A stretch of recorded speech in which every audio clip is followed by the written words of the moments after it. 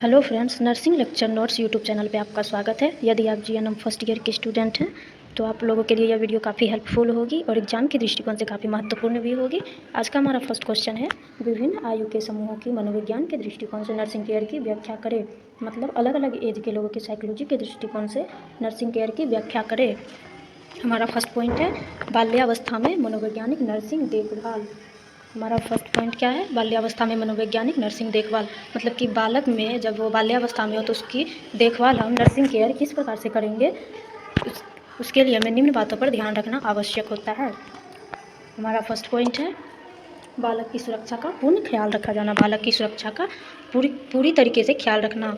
हमारा दूसरा पॉइंट है, बालक के साथ हमेशा किसी व्यक्ति को अवश्य साथ रहना चाहिए। विशेषकर माता के साथ रहने से सुरक्षा का भाव उत्पन्न होता है। मतलब कि बालक के साथ हमेशा किसी व्यक्ति को अवश्य ही रहना चाहिए, उसे अकेला नहीं छोड़ना चाहिए।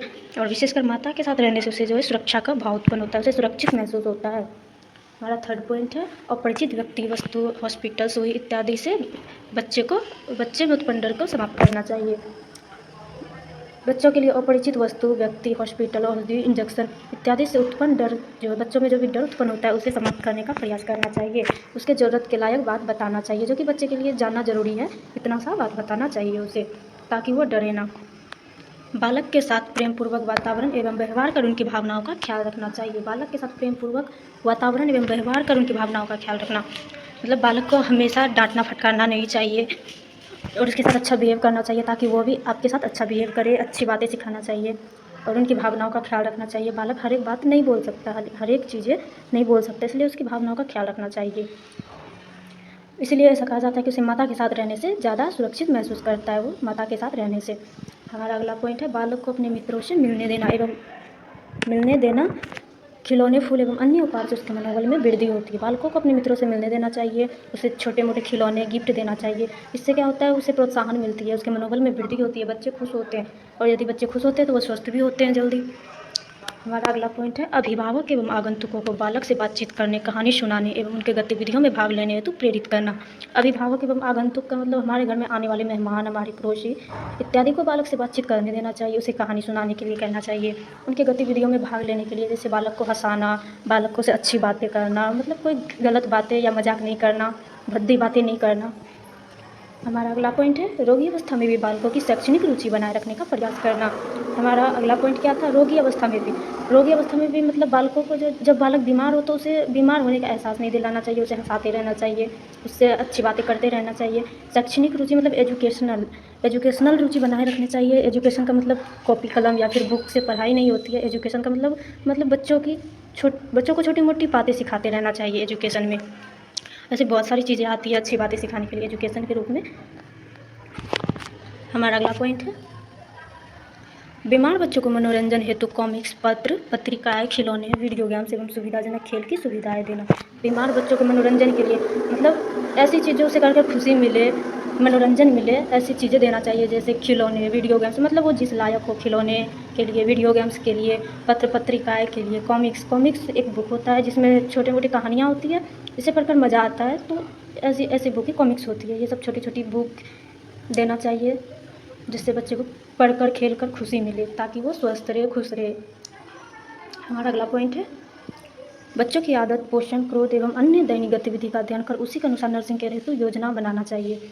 बच्चों की आदत, बच्चों को जो है नर्सिंग केयर देने से पहले उसकी आदतों के बारे में ज़रूर जानना चाहिए, उसके न्यूट्रिशन के बारे में जानना चाहिए, एंगर के बारे में जानना चाहिए तथा अन्य गतिविधि के बारे में जानना बहुत ज़रूरी है। यदि सपोज दैट आप उसके कुछ गलत आदतों के बारे में नहीं जान रहे हैं, यदि वो गलत आदत या फिर गलत बातें आपके सामने बोल दे, तो जाहिर सी बात है हॉस्पिटल में जो नर्सेस होगी उसे गुस्सा आ जाएगा और वो डांट फटकार लगा देगी। तो इसलिए बच्चों के बारे में जानना बहुत ज़रूरी होता है, इससे नर्सिंग केयर में काफ़ी सहायता मिलती है। हमारा अगला और लास्ट पॉइंट है, शारीरिक विकास के साथ साथ मानसिक विकास हेतु प्रयास करना। शारीरिक विकास के साथ साथ मानसिक विकास हेतु प्रयास करना। शारीरिक विकास में हमारा क्या आता है, जैसे कि हमारा बॉडी का वेट, हाइट, बॉडी का सरफेस एरिया, ये सभी हमारा फिजिकल डेवलपमेंट में आता है। और मेंटल में क्या आता है, इंटेलिजेंस लेवल, तर्क शक्ति, ये सब मेंटल विकास में आता है। व्यक्ति को स्वस्थ रहने के लिए शारीरिक विकास के साथ साथ मानसिक रूप से भी स्वस्थ होना बहुत ज़रूरी होता है। जब तक व्यक्ति शारीरिक एवं मानसिक रूप से स्वस्थ ना हो, तब तक कोई भी व्यक्ति स्वस्थ नहीं रह सकता है। हमारा अगला पॉइंट है, किशोरावस्था में मनोवैज्ञानिक नर्सिंग देखभाल। मतलब किशोरावस्था में साइकोलॉजिकल केयर कैसे करेंगे उसके बारे में जानना ज़रूरी है। तो हमारा फर्स्ट पॉइंट है किशोरावस्था के रोगियों को रोग उपचार एवं उपचार के परिणामों के विषय में उत्सुकता और आशंका को समुचित जानकारी एवं व्याख्या के साथ शांत करना। इसका मतलब है किशोरावस्था के जो पेशेंट होते हैं उसके रोग उपचार एवं उपचारों के परिणाम के विषय में उसके मन में जो भी डाउट है, जो भी शंका है, संदेह है, उसके बारे में यदि वो पूछ रहा है तो उसे अच्छे तरीके से बताना, मतलब मित्रतापूर्वक बताना, जिससे कि वो आपसे प्रश्न पूछने में, क्वेश्चन पूछने में कोई संकोच ना करे और आप भी उसका उत्तर इस तरीके से दो कि उसे लगे ना कि आप उसे मजाक कर रहे हैं, और नहीं मजाक करना चाहिए, क्योंकि यदि आप उसके बात को मजाक में या फिर सीरियस नहीं लेंगे तो फिर वो आपसे क्वेश्चन पूछने में बहुत संकोच करेगा और पूछेगा भी नहीं। इसलिए किसी भी क्वेश्चन का जवाब आप उसे अच्छे तरीके से दें, मित्रतापूर्वक दें, ताकि वो क्वेश्चन पूछने में फिर से संकोच ना करे और एक्सप्लेन करके बताए ताकि उसे समझ में भी आए। हमारा अगला पॉइंट है किशोर एवं किशोरियों की निजता एवं गोपनीयता का विशेष ध्यान रखना चाहिए। तो किशोर एवं किशोरियों को जो है प्राइवेसी का पूर्ण ख्याल रखना चाहिए। प्राइवेसी की आवश्यकता तो सबको पड़ती है, वो मेल हो या फिर फीमेल हो, पेशेंट हो, किसी को भी प्राइवेसी की आवश्यकता सबको पड़ती है। किशोर एवं किशोरियों के एक बात को, किसी भी डिजीज़ या फिर किसी भी बात को गोपनीय रखना चाहिए, एक जगह से दूसरी जगह नहीं बोलना चाहिए, उसके प्राइवेसी का ध्यान रखना चाहिए। हमारा अगला पॉइंट है किशोरावस्था के रोगियों में स्वास्थ्य के प्रति उत्तरदायित्व की भावना जगाते हुए उनकी देखभाल एवं उपचार में सहभागी बनाना। किशोरावस्था के जो पेशेंट होते हैं उसमें स्वास्थ्य के प्रति उत्तरदायित्व की भावना जगाना, मतलब स्वास्थ्य के प्रति उसकी क्या रिस्पॉन्सिबिलिटी है उसकी भावना जगाना, उनकी केयर करना, उपचार में सहभागी बनाना। बहुत सारे ऐसे लोग होते हैं जो कि गांव देहात के होते हैं, तो वो जल्दी हेल्थ केयर नहीं करवाना चाहते हैं, अंधविश्वास में लगे रहते हैं, बाबा से झाड़ फूँक करवाना, ये सब चीज़ों में लगे रहते हैं। तो ये सब नहीं करना चाहिए। कुछ भी हो, कोई छोटी मोटी डिजीज़ हो या फिर बड़ी डिजीज़ हो, उसके लिए हॉस्पिटल जाना चाहिए, स्वास्थ्य के प्रति अपनी रिस्पॉन्सिबिलिटी को समझना चाहिए और उनकी केयर करना चाहिए। हमारा अगला पॉइंट है एड्स के खतरे एवं सावधानी की जानकारी देना। एड्स एक तरह का डिजीज़ होता है जो कि काफ़ी खतरनाक होता है, उसकी सावधानी बरतनी चाहिए, उसकी सावधानी की जानकारी देना चाहिए, ताकि वो गांव समाज के लिए काफ़ी महत्वपूर्ण, सबको पता चल सके कि ये डिजीज़ है, बहुत खतरनाक है, सबको पता चले, इसके लिए हेल्थ एजुकेशन प्रोवाइड करवाना चाहिए। अगला पॉइंट है किशोरियों को मासिक धर्म का पोषण, औषधि, पर्यावरण, स्ट्रेस आदि से इसके संबंध के बारे में स्पष्ट जानकारी देना। किशोरियों को जो मेंस्ट्रुअल साइकिल होता है उसमें क्या न्यूट्रिशन लेना चाहिए, किस तरीके का न्यूट्रिशन लेना चाहिए, किस तरीके का ड्रग्स लेना चाहिए, जबकि ड्रग्स जो है बहुत कम मात्रा में लेना चाहिए। उसके लिए स्ट्रेस तो होना अनिवार्य होता है, क्योंकि मेंस्ट्रुअल साइकिल में जो है बॉडी से बहुत सारे ब्लड जो है लॉस हो जाते हैं, इसके लिए वीकनेस भी होती है, वीकनेस होगी तो स्ट्रेस तो होना अनिवार्य होता है। इसके बारे में जानकारी देना ताकि वो खुद का केयर खुद से कर सके, अपनी साफ़ सफाई पे ध्यान दे, खाना पीना, न्यूट्रिशन इत्यादि को प्रचुर मात्रा में ले। अगला पॉइंट है किशोर एवं किशोरियों को यौन व्यवहार एवं परिपक्वता के बारे में उत्पन्न संदेह एवं शंकाओं के बारे में प्रश्न पूछने तो उत्साहित कर उचित एवं तर्कसंगत उत्तर मित्रवत व्यवहार करते हुए देना चाहिए।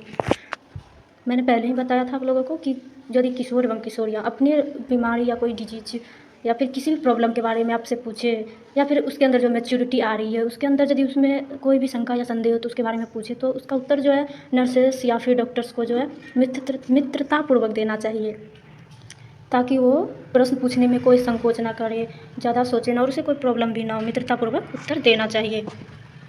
इस उम्र के पेशेंट को गैर जिम्मेदार नहीं समझना चाहिए, जो कि सही है। इस उम्र के पेशेंट को गैर जिम्मेदार नहीं समझना चाहिए। अगला पॉइंट है किशोरावस्था के रोगी को मित्र से मिलने, बातचीत करने से वो मानसिक रूप से संतुष्ट होते हैं। किशोरावस्था के जो बच्चे होते हैं, जो भी मेल या फीमेल होते हैं, वो जो है अपने फैमिली से ज़्यादा अपने दोस्त को पसंद करते हैं, बाहर वाले को पसंद करते हैं। इसलिए उसे जो है मित्र से मिलने, बातचीत करने, फ़ोन चलाने या फिर फ़ोन पे बात करने से वो ज़्यादा मानसिक रूप से संतुष्ट होते हैं। अतः उनके मित्रों की उपेक्षा नहीं करनी चाहिए। उसके सामने यदि आप उसके फ्रेंड का इंसल्ट करोगे या फिर अवहेलना करोगे तो उसे गुस्सा आएगा, इसलिए उनके मित्रों की उपेक्षा नहीं की जानी चाहिए। हमारा थर्ड पॉइंट है वयस्कावस्था में नर्सिंग केयर किस प्रकार से करेंगे। वयस्क अवस्था में नर्सिंग केयर किस प्रकार से करेंगे, इस बात पर ध्यान देना आवश्यक है। हमारा फर्स्ट पॉइंट है रोग के कारण व्यक्ति में सामाजिक रूप से अनुपयोगी होने के भाव उत्पन्न होने से रोकने हेतु विशेष ध्यान रखना आवश्यक है। एडल्ट जो होते हैं, एडल्ट यदि वो घर की जिम्मेदारी खुद उठाते हैं या फिर घर के जिम्मेदार इंसान होते हैं, यदि वो बीमार हो जाए या फिर उसके साथ कुछ घटना हो जाए, एक्सीडेंट हो जाए, तो वो जो है अपने आप को बोझ समझने लगता है। 1 महीने हॉस्पिटल में भर्ती हो रहा है या 15 दिन हॉस्पिटल में भर्ती हो तो अपने आप को जो है बोझ समझने लगता है कि इसके लिए नर्सेस को जो है उसे साइकोलॉजिकल रूप से सपोर्ट करते रहना चाहिए और उसका साथ देना चाहिए, उसे हर वक्त उसका ख्याल रखना चाहिए। अगला पॉइंट है, रोगी की अवस्था में परिवार की आर्थिक स्थिति खराब होने का खतरा रहता है, अतः उपचार पर आने वाले खर्च का संभावित ब्यौरा पेशेंट एवं उसके परिवारजनों को पहले से दे देनी चाहिए। देखो, रोगी की अवस्था में परिवार की जो जिम्मेदार आदमी होता है, एडल्ट होता है उसके घर का, उसकी यदि वो बीमार हो जाए तो उसके परिवार की आर्थिक स्थिति खराब होने का खतरा ऑब्वियसली रहता ही है। तो नर्स और डॉक्टर का ये रिस्पॉन्सिबिलिटी बनता है कि वो उस पर जो खर्च आ रहा है उसका संभावित ब्यौरा जो उसके पेशेंट एवं उसके परिवारजनों को दे देना चाहिए, ताकि वो समय रहते पैसे का इंतजाम कर सके। अगला पॉइंट है, वयस्क रोगी का उसकी आयु, प्रतिष्ठा और पद के अनुरूप सम्मानपूर्वक व्यवहार करते हुए उनकी प्राइवेसी का ख्याल रखना चाहिए। यदि कोई वयस्क रोगी जो है, वयस्क पेशेंट जो है, वो पढ़ा लिखा हो, अच्छा घर का हो, आयु में बड़ा हो, तो उसके अनुसार उसको, उसके पद के अनुसार उसको प्रतिष्ठा देना चाहिए, सम्मान करना चाहिए, आदर करना चाहिए और उसकी प्राइवेसी का ख्याल रखना चाहिए। अगला पॉइंट है, व्यक्तिगत, व्यावसायिक एवं पारिवारिक समस्याओं के उचित समाधान हेतु मार्गदर्शन क्लिनिकों की जानकारी देनी चाहिए। जब ये एडल्ट लोग जो बीमार होते हैं तो वो ज़्यादा ही सोचने लगते हैं उसके वैवाहिक जीवन, व्यक्तिगत, व्यावसायिक, पारिवारिक समस्या। वैवाहिक जीवन में क्या है कि वैवाहिक जीवन की एक समस्या है, इसका घर कैसे चलेगा, पैसे कहाँ से आएंगे। व्यवसायिक में कुछ लाभ हो जाता है तो कुछ हानि हो जाता है, ये सब समस्या। व्यक्तिगत में होता है, व्यक्तिगत यदि एक्सीडेंट हो गया तो उसका हाथ टूट गया, पैर टूट गया, ये सब व्यक्तिगत प्रॉब्लम होती है। और पारिवारिक समस्याओं में इनकम, आय, पैसे, ये सब आते हैं। इसके उचित समाधान है तो एडल्ट जो है ये सब ज़्यादा सोचने लगते, ज़्यादा विचार करने लगते हैं, जिससे उसके माइंड पे जो है नेगेटिविटी ज़्यादा ही होने लगती है। तो इसके लिए जो है काउंसलिंग करना बहुत ज़रूरी होता है, क्योंकि ये लोग ये सब सोचने के बाद उसके दिमाग में ज़्यादा ही नेगेटिविटी आ जाती है और उसके माइंड पे बुरा इफेक्ट पड़ता है। तो इसके लिए जो है काउंसलिंग करना बहुत ज़रूरी है। विकलांगता एवं अन्य क्षति का शारीरिक, व्यावसायिक, सामाजिक एवं मानसिक पुनर्वास का प्रयास करना चाहिए। विकलांगता मतलब पैरालाइज या विकलांग इंसान। अन्य क्षति का शारीरिक रूप से कैसे क्षति होगी, शारीरिक रूप से जैसे हाथ टूट जाना, पैर टूट जाना। व्यावसायिक क्षति, इसके लिए जो है नर्सेस को, डॉक्टर को इस तरह से व्यक्ति का केयर करना चाहिए ताकि वो फिर से पुनर्वास कर सके, फिर से वो पहले जैसा रह सके, पहले जैसा काम कर सके, पहले जैसा वो समाज में रह सके। गांव समाज में क्या होता है ना कि यदि कोई जिम्मेदार व्यक्ति का हाथ या पैर टूट जाए तो कुछ लोग होते हैं कि उससे बात करना पसंद नहीं करते, उसकी बातों को टाल देते हैं, तो व्यक्ति जो है थोड़ा सा नेगेटिव में चला जाता है। इसीलिए इसके समस्याओं के समाधान के लिए जो नर्सेस को पूर्ण ध्यान रखना चाहिए, उसके पुनर्वास का प्रयास करना चाहिए ताकि पेशेंट पूरी तरीके से ठीक हो जाए। अगला पॉइंट है, उनकी आदत एवं रुचि के अनुसार मानसिक चिंता से ध्यान हटाने तो मनोरंजन का साधन उपलब्ध कराना चाहिए। मनोरंजन का साधन, व्यक्ति हॉस्पिटल में भर्ती है तो वो बहुत सारी चीज़ें, पॉजिटिव नेगेटिव बहुत तरह की बातें सोचने लगता है, तो उसके मनोरंजन के लिए, उसके मानसिक चिंता से ध्यान हटाने के लिए उनके मनोरंजन का साधन उपलब्ध करना चाहिए। यदि व्यक्ति डायरी लिखने में इंटरेस्टेड हो तो उसे डायरी लिखने देना चाहिए। व्यक्ति न्यूज़पेपर पढ़ना चाहता है या फिर न्यूज़ देखना चाहता है, टीवी देखना चाहता है, तो ये सब चीज़ें उपलब्ध करवाना चाहिए। हमारा चौथा पॉइंट है, वृद्धावस्था में मनोवैज्ञानिक नर्सिंग देखभाल। मतलब वृद्धावस्था में वृद्ध लोगों की नर्सिंग केयर हम किस प्रकार से करेंगे साइकोलॉजी की दृष्टि से, आइए हम जानते हैं। हमारा फर्स्ट पॉइंट है, बातचीत के पहले अपना परिचय बताना। मतलब कि वृद्ध लोग जो होते हैं उसे थोड़ा देखने में प्रॉब्लम होती है, सुनने में प्रॉब्लम होती है, इसलिए कोई भी केयर देने से पहले उससे बातचीत करके अपना परिचय बता देना कि मैं नर्स हूँ, आपको मैं ये सेवा देने जा रही हूँ या फिर मैं ट्रीटमेंट करने जा रही हूँ आप पे। उससे धीरे धीरे बातचीत करना। रोगी को नाम से आदर सहित बुलाना, और जो वृद्ध पेशेंट होते हैं उसको आदर सहित बुलाना चाहिए, क्योंकि वो बहुत बड़े होते हैं एज में, तो उसको आदर सहित बुलाना चाहिए। धीरे धीरे परंतु स्पष्ट बातचीत करना चाहिए, जो कि सही है। वृद्ध लोगों के साथ थोड़ा धीरे धीरे ही बातचीत करना चाहिए ताकि उसे समझ में आए। धीरे धीरे परंतु स्पष्ट बातचीत करना चाहिए ताकि उसे अच्छे तरीके से समझ में आए आपकी बातों को, ताकि वो समझ पाए। वृद्ध रोगी के जीवन शैली एवं आदतों के बारे में टीका टिप्पणी करने से बचना चाहिए। वृद्ध लोग जो होते हैं वो, यदि आप उससे थोड़ा बात कर रहे हैं, आप उससे मिलजुल रहे हैं, तो वो जो है अपने बारे में, अपने आदत से मजबूर होकर जो है अपने बारे में बहुत बातें बताना शुरू कर देगा, अपने घर परिवार, अपने फैमिली के बारे में, मतलब बहुत सारी बातें बताना शुरू कर देगा।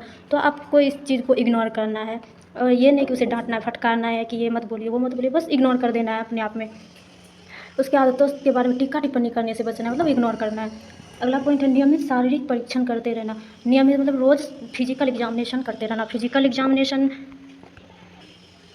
इसमें फिजिकल एग्जामिनेशन में आता है क्या, स्कल्टेशन आता है, इंस्पेक्शन आता है, परक्यूशन आता है, ये सब एग्जामिनेशन आता है फिजिकल एग्जामिनेशन में। इसमें जो है टच करके, इसमें व्यक्ति को जो है टच करके टच करके उसके बॉडी का जो बीमारी है या फिर पल्स रेट को पता कर सकते हैं। उसके बाद जो है स्मेल, उसके बॉडी से जो भी स्मेल आता है उस स्मेल को जानकर हम लोग उसके बॉडी के बारे में पता कर सकते हैं। उसके बॉडी से जो भी सेक्रेशन होता है, जैसे ईयर सेक्रेशन होता है, कोई वाउंड से सेक्रेशन होता है, तो इससे स्मेल से पता चल जाता है। फिर एक होता है साउंड के थ्रू पता चलता है। साउंड से क्या पता चलता है? हार्ट साउंड पता चलता है, हार्ट साउंड पता चलता है, हमारा ब्रीदिंग पता चलता है। ये सब चीज़ें फिजिकल एग्जामिनेशन में आती है, जो कि वृद्ध पेशेंट में रोज़ करते रहना चाहिए।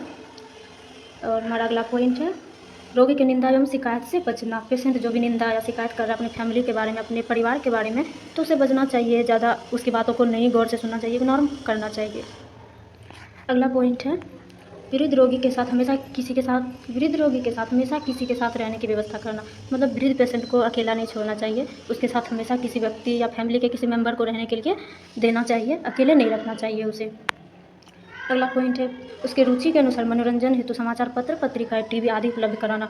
उसके रुचि के अनुसार यदि वो पढ़ा लिखा है तो समाचार पत्र पढ़ने में रुचि रखेगा या फिर न्यूज़ देखने में, टीवी देखने में इत्यादि, ताकि उसका ध्यान इधर से उधर भटका रहे, उसे फील ना हो कि वो बीमार है, ज़्यादा बीमार है। इससे माइंड पर नेगेटिव इफेक्ट पड़ता है।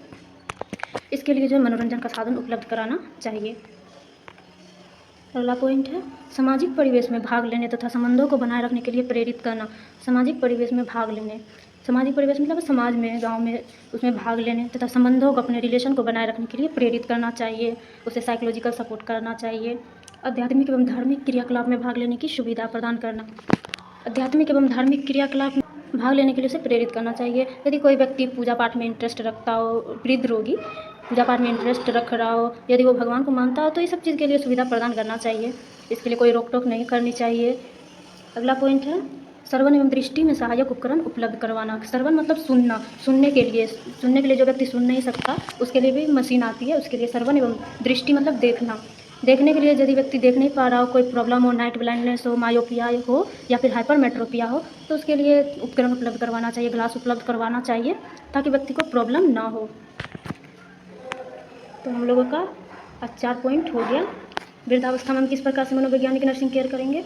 बातचीत के पहले अपना परिचय बताएंगे, रोगी का नाम आदर से बुलाएंगे, धीरे धीरे परंतु स्पष्ट बातचीत करेंगे ताकि उसे समझ में आए, क्योंकि वो हम लोगों की तरह नहीं होते हैं, वो वृद्ध होते हैं, उसकी बहुत सारी प्रॉब्लम्स होती है। वृद्ध रोगी के जीवन शैली एवं आदतों के बारे में टीका टिप्पणी करने से बचेंगे, उसे इग्नोर करेंगे, उसकी बातों को इग्नोर करेंगे। इसका फिजिकल एग्जामिनेशन करते रहेंगे कंटिन्यू। रोगी का निंदा एवं शिकायत से बचना। वृद्ध पेशेंट के साथ हमेशा किसी के साथ रहने की व्यवस्था करना, उसके फैमिली मेम्बर को रहने की व्यवस्था करना, उसे अकेले नहीं रहने देना, क्योंकि उसकी बहुत सारी ज़रूरतें हो सकती है। उसके मनोरंजन है तो बहुत सारी चीज़ें उपलब्ध करवाना, जैसे टीवी वगैरह, समाचार पत्र, न्यूज़ इत्यादि उपलब्ध करवाना, ताकि वो बीमार होने का ज़्यादा वो उसे दुख ना हो। इसके लिए सामाजिक परिवेश में भाग लेने तथा संबंधों को बनाए रखने के लिए प्रेरित करना चाहिए। आध्यात्मिक एवं धार्मिक क्रियाकलाप में भाग लेने की सुविधा प्रदान करना चाहिए, उसे रोकना टोकना नहीं चाहिए। इंटरेस्टेड है तो पूजा पाठ में वो कर सकता है, इसके लिए कोई मनाही नहीं है। श्रवण एवं दृष्टि में सहायक उपकरण उपलब्ध करवाना चाहिए। सुनने के लिए, देखने के लिए जो भी चश्मा वगैरह है उसे उपलब्ध करवाना। हियरिंग के लिए भी मशीन होती है, उसे उपलब्ध करवाना। दवाई उपलब्ध कराना, मेडिसिन उपलब्ध कराना इत्यादि उपलब्ध करवाना।